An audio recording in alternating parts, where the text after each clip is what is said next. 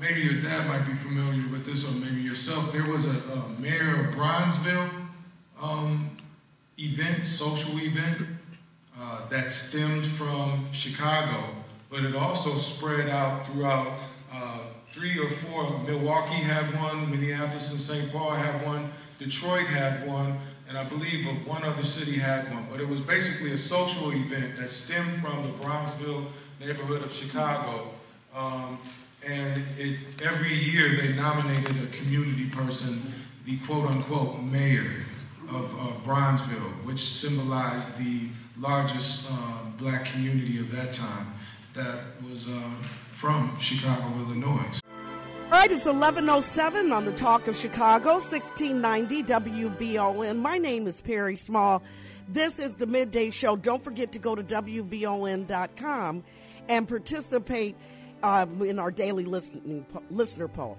I am very excited about this conversation that we're going to have within the next 30 minutes.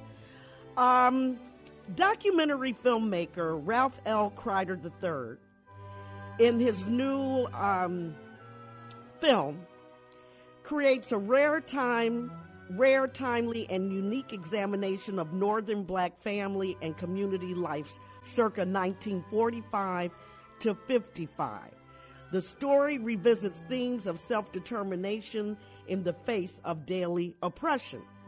It also is going to air, it's first going to be shown in, I think, Minneapolis on the 17th.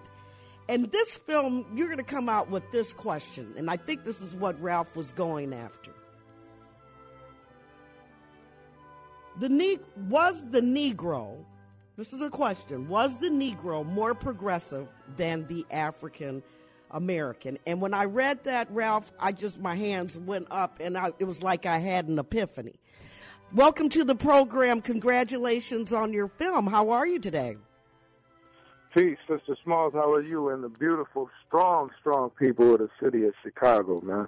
I'm definitely glad and honored to be on the powerhouse WVON with you right now. And thank you for feeling the spirit and the energy of this particular documentary film that we're going to be traveling through the country and screening to the community. Oh, great. And I hope that you come to Chicago, maybe the DuSable Museum or somewhere.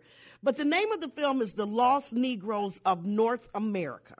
What is it? Ma'am. So, and you're talking about the northern part of America, and specifically you were examining around the Minnesota area, in the state of Minnesota. What made you want to do this film, and what does this?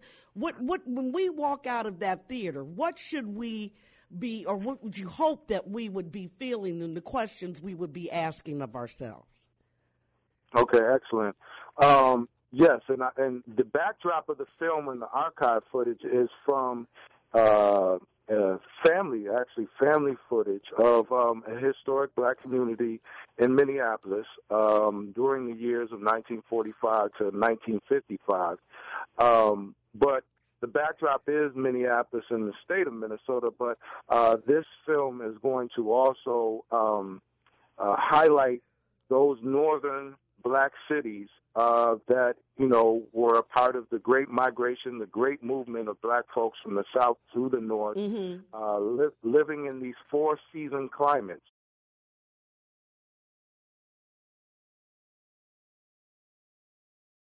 What we know is we come from a very strong people that developed and thrived in self-sustaining black communities, and otherwise known as Negro communities, during those particular years, in the face of, after World War II, with the global presence of the alternative right, which is the buzzword now, but, fascism, in the aftermath of Hitler, and the global conquest of white supremacy, if that's what we want to call it. Right. Ironically enough, if we really close our eyes and look at the same themes of that period, right, that's exactly where we are right now. You know what, Ralph, we were talking about earlier, the A&E network has green-lighted an I guess, an 8-part series and I'm quoting them, where they are going to document four prominent families in the Ku Klux Klan. Mm-hmm. I'm talking A&E. I'm like, how do you normalize members of a terrorist group? This is what we were talking about, our audience and everything today. This is the kind of stuff I'm looking at. It is a normalization of what we're seeing across the world. This is something more global. So when you see this sort of thing on mainstream television, this is kind of unsettling for people like me. Well, yeah, and I would just say that I don't think we've ever departed that. You know what I mean? That train of thought or that source of power within this country has always been there. It's been there from the highest level of government all the way down to your local public school. Mm-hmm. The issue that we're dealing with in this movie, or this documentary, is in the face of all those elements. Right, that they were able to thrive. Exactly. And we have to return back. And, the deal is the term Negro, now, let me. And we just came back from the city of Baltimore, the beautiful, strong city of Baltimore as well. And I said in a panel discussion, I'm falling back in love with being a Negro again. Wow. And the reason why I said that, and don't for the listening audience, don't take that out of context. Right. What I mean with that is that those are our grandparents. Mm-hmm. Those are our great-grandparents for some, and there were, I think the word Negro has been sanitized to just mean one thing. Like, it's synonymous maybe with a sellout or one that is complacent with the structure of power and not necessarily serving the best interest of his or her community. But when you really think about it, let's really look at that time period from 45 to 55. You had a tremendous wealth of the independent black press that had things like Associated Negro credit agencies based in different black cities. You had you're talking about like a credit union? Credit union, excuse me, Associated Negro Credit Union. For your audience, please Google that, Associated Negro Credit Union. You had credit unions of black folks, then Negroes, that were a part of the self-sustaining institutions within our communities. Your audience knows the history of Bronzeville and the Chicago being the cultural and financial capital of black America at that period of time. Well, you had, even in Chicago, you had things like the mayor of Bronzeville. I understand that was a very popular celebration of black culture and social organizations at that period of time. You had many things. We had more black families that were together with two-parent households.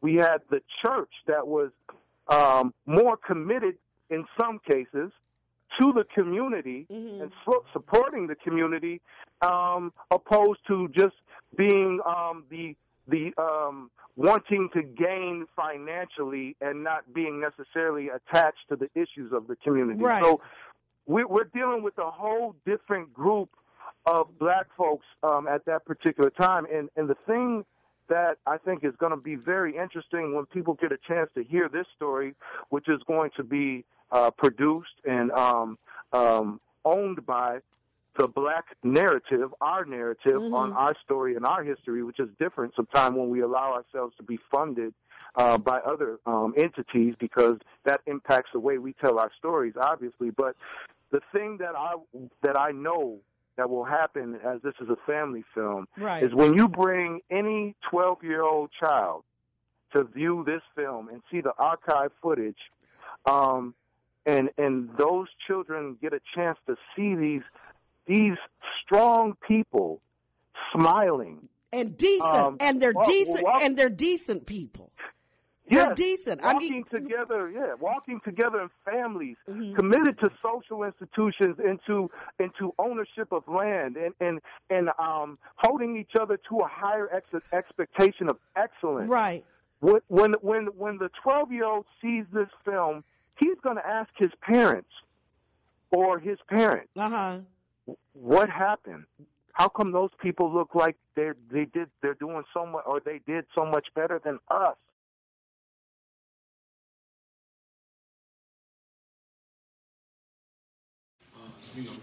Even though you see some people smiling, they were smiling through a lot of pain. You have to appreciate a father at that time. You have to appreciate a mother at that time. You have to appreciate the children at that time, who arguably were on the heels of what was very quick to be an integration process. Joining us on the live line is Ralph Crowder III, and the name of his new film is The Lost Negroes of North America. It's very interesting, and he talked about earlier about how, a lot of I just can't believe what it was like that first winter somebody from Mississippi or Alabama or Georgia had to deal with that Minneapolis winter when coats weren't as warm as they are today, and yet they continue to thrive and build businesses and communities. So what do those communities still exist, Ralph? And if they do exist, do they look like they did between 1945 and 55? Oh, I'll tell you something. Those communities still exist, and just like they do in Minneapolis or Chicago, Buffalo, New York, or anywhere else. But the deal is, we are disappearing. We are in the face right now, arguably, of losing 3 generations of black men that have suffered a calculated attack in many ways, and has produced a significant breakdown of the black family structure, which impacts all institutions around us. And this is my call to anybody who's listening right now. We come from strong people. Our stories are very valuable. It is time for us to reflect back on our elders and understand what they did, what value systems, what principles did they have to survive the daily, monthly, yearly attack against them, and still thrive, grow, and produce strong children that moved on to go into the quote-unquote civil rights movement, or the continued human rights of the African that came here to America. Right. And that went to the Black Power movement that came after that went to the Pan-African movement, and so on. Look, we have to return back on our elders, because now is a very serious time of transition in this country. And if we don't reflect back on those contributions, on those communities, on those people, then we will actually be in a very bad tornado storm that I don't know if we're going to be able to get out of. You know what? It's 11:17 on the Talk of Chicago, 1690 WVON. We're talking to Ralph Crowder III. And he is the filmmaker of The Lost Negroes of North America. And we're hoping that he will get to Chicago soon, but he's going to the first screening, I think there is a screening that's going to be in Minneapolis. We do know we have listeners in Minneapolis. So you might want to check that out. How do people find out more about your film, Ralph? Excellent. You can find more about the film out at, I'll give the website, and the promo is right there with more information. The website is freedomradioandtv.com. Okay, that's freedomradioandtv.com. Okay. All right, then. Well, listen, it's been my pleasure. Make sure when you come into town, you contact my producer, Sonia. Maybe you can come in and we can do a co-host thing together. Definitely, and I appreciate you feeling the spirit of the film. Oh, I and feel it. I definitely feel definitely. it. Yeah, definitely, and it's our purpose to spread that spirit far and wide so that we can actually come back to that strong value system that represented so many independently owned black institutions of the time period, because we have to have our own in order to survive anything. You know, there used to be hundreds of black-owned radio stations. WVON is one of only less than a half. Less than 5 of legacy stations in this country. I find this fascinating, and I want to talk to you more when we come back. If you guys have any questions, now's the time to do it, because we're going to have another guest at 11:30. 773-591-1690. Do you think that the so-called Negro would dignify his identity by associating himself with his ancestral background from Africa? I know it's been kind of used in very negative ways.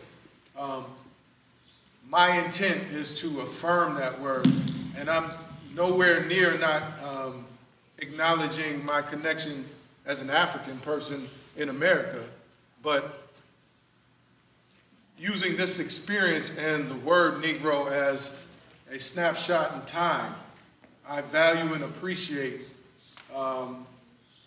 that generation's contribution, identifying as such. Was the Negro more progressive than the African American? More news, more conversation. Up next on WVON.